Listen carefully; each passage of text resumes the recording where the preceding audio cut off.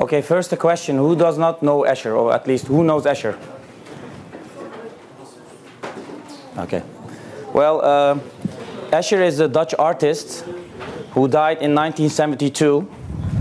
And actually, even people who do not know his name, you probably have seen somewhere some of his drawings because it's quite famous in the world.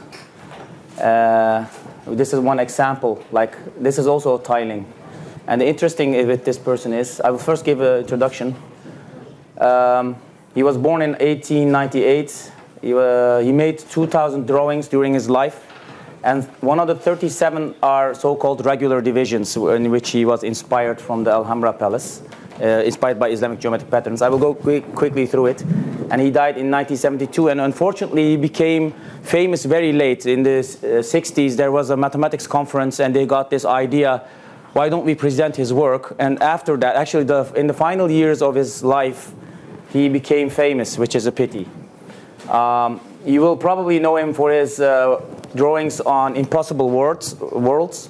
And here in this drawing, he actually uses a kind of triangle devised by Penrose in one of his articles on Psychology journal. He plays with death. And this is another impossible world drawing. This is another one which is very famous, you've probably seen. But the real story, which is of interest for us, is where it starts here in Islamic Spain, in Granada, in Andalusia, in the Alhambra Palace, which he visited in the 20s and the 30s of the last century. This is the Lion's Court. And this is actually one of the most simple patterns you could find, but the Alhambra Palace is all over decorated with all kinds of geometric patterns, from simple to very complicated. There are even articles claiming that they have found the so-called 17 groups of symmetry. Some say no, there are only 14, but it is a very interesting palace to study. And there, Professor Makovitsky has also a very nice article which I have shown you on the tilings in the Alhambra Palace. You can get it from me. Well, this is one of the drawings which Escher made by himself. He spent 2 or 3 weeks together with his wife, and he studied all the geometric patterns, drawing them. There were no digital cameras, of course, back then. This is one of you see the date here, 27. The 5 is just visible, and 1936, and you see that the drawings, and here. These are in a private collection as far as I remember.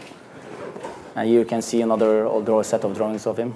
And this is what he developed out of it. So after studying and figuring out how these symmetry groups work, and I think he got also help from his brother, who was a geologist as far as I remember. And he said, well, this has to do with crystal structures, so you should read a little bit about that. So eventually he figured out how it works, and he made some very interesting works on it.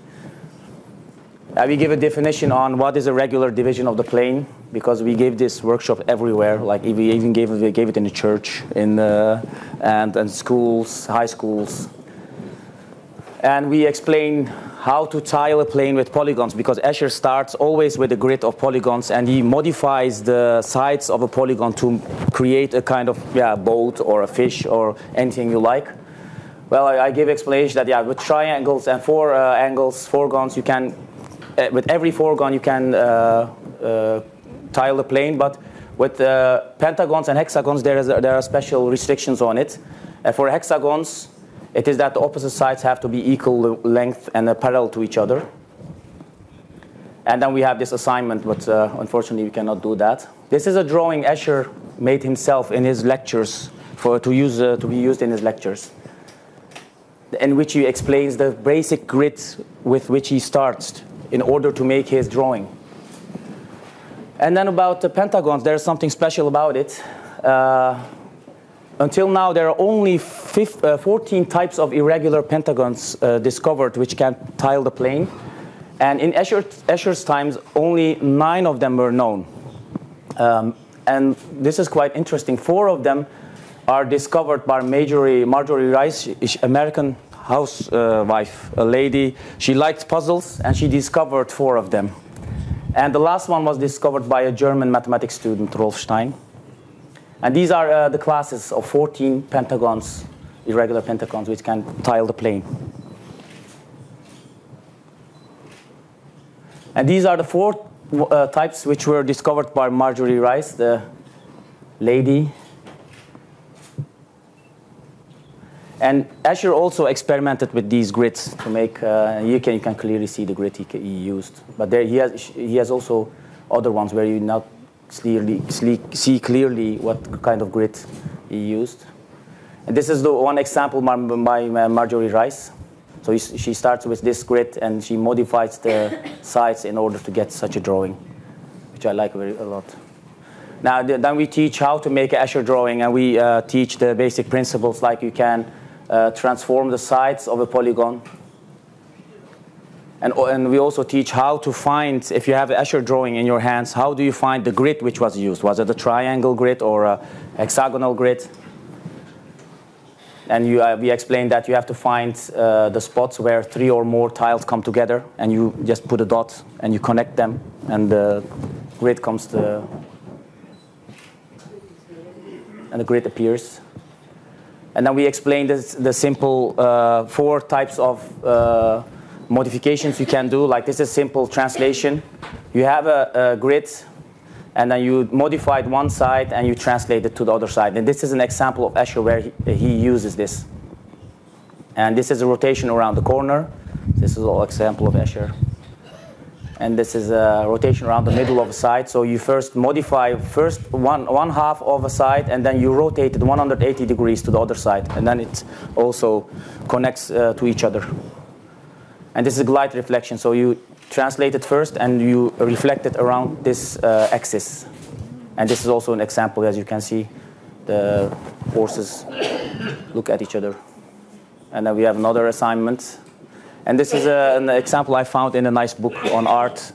And just to show how this process from beginning to end goes. First, you have a rectangle, square. You first modified one side, and you do a translation to the other side. And you do the same with the vertical sides. So modification here, and you translate it to the other side, and you have this shape. Now you have to use your imagination. What can I make out of it? And the artist made this out of it. And then you can start replicating, because then you have your basic tile, and then you can just start replicating, playing around with the colors or anything you like.